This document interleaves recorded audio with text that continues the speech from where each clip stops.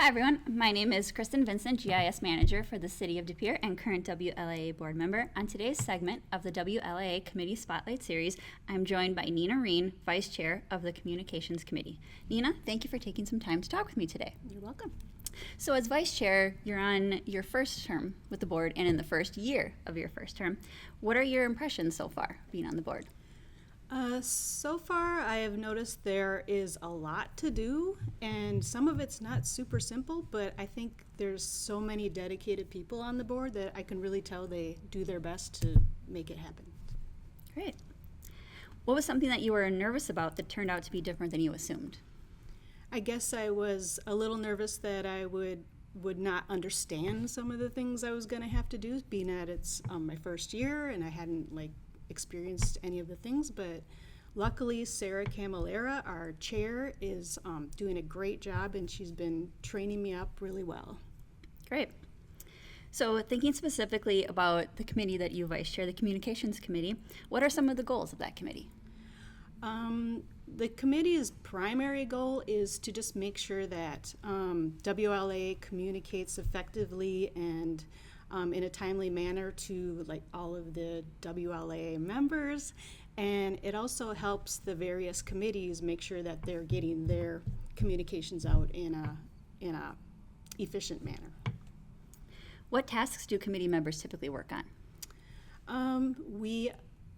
The primary one that the committee members work on is to put out newsletters, social media posts, blog posts, things like that, to communicate to all the WLA members.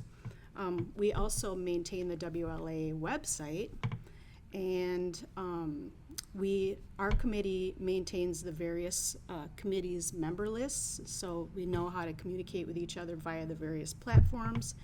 And then we do some special things too, like the member spotlights that you'll sometimes see on the website. Great. How does the committee amplify WLA's voice across platforms?